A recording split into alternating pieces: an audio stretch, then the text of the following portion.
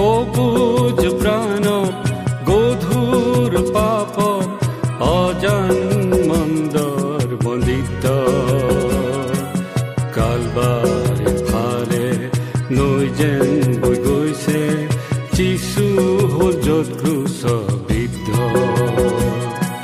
সবুজ প্ৰাণত গধুৰ পাপত অজান মন্দৰ বন্দিত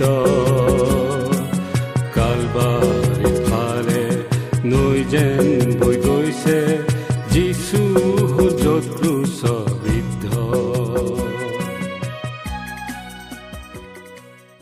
প্ৰভু যীশু খ্ৰীষ্টৰ সৰ্বশ্ৰেষ্ঠ নামত আপোনাক অভিবাদন জনাইছোঁ। পবিত্ৰ বাইবেলৰ যোহনে লিখা শুভবাৰ্তাৰ 12 অধ্যায়ৰ 17 পদত আমি এনেদৰে পঢ়োঁ, যেতিয়া তেওঁ লাজাৰক মৈদামৰ পৰা মাতি মৃতবিলাক, তেতিয়া যি লোকসমূহ তেওঁৰ লগত আছিল তেওঁবিলাকে সাক্ষ্য দি আছিল।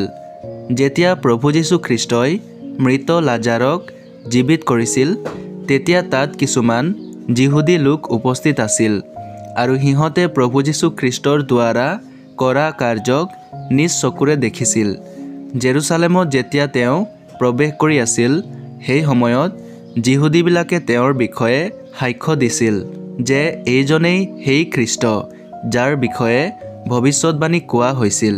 প্ৰিয়সকল, আজিৰ শুভবাৰ্তাৰ একেলগে আৰম্ভণিৰ পৰা অন্তলৈকে এতিয়ালৈকে যি বাক্য আপুনি শুনিলে, এই সকলো বাক্য সেইবাবে আপোনালৈ প্ৰেৰণ কৰা হয় কাৰণ আমি সকলোৱে প্ৰভু যীশু খ্ৰীষ্টত জীৱন পাইছোঁ। সেই প্ৰচুৰ জীৱনৰ অনুভৱ কৰি সাক্ষী হৈছোঁ। আমিও আপোনাৰ দৰেই নিজ নিজ পাপ আৰু অপৰাধত মৰি আছিলোঁ। যেতিয়া আমি প্ৰভু যীশু খ্ৰীষ্টৰ বলিদান আৰু পুনৰুত্থানৰ বিষয়ে শুভবাৰ্তাৰ যোগেদি শুনিলোঁ, তেতিয়া তেওঁত বিশ্বাস কৰিলোঁ। নিজৰ পাপৰ পৰা মন পালটন কৰি পাপ ক্ষমাৰ যাচনা কৰি তেওঁক নিজৰ জীৱনত প্ৰভু আৰু উদ্ধাৰকৰ্তা স্বীকাৰ কৰিলোঁ। তেতিয়া আমি উদ্ধাৰ পালোঁ আৰু আমাক প্ৰভু যীশু খ্ৰীষ্টৰ দ্বাৰা মৃত অৱস্থাৰ পৰা তোলা হ'ল। পাপৰ প্ৰভাৱ আৰু পাপৰ দণ্ডৰ পৰা মুক্ত হোৱাৰ অনুভৱ আৰু প্ৰভু যীশু খ্ৰীষ্টত প্ৰচুৰ জীৱন পোৱাৰ অনুভৱ যি আমি পাইছোঁ, আমি তাৰ সাক্ষ্য দিছোঁ। আপুনিও প্ৰভু যীশু খ্ৰীষ্টত বিশ্বাসৰ দ্বাৰা এনে অনুভৱ পাই যেন ঈশ্বৰৰ ওচৰত আমাৰ এয়ে প্ৰাৰ্থনা।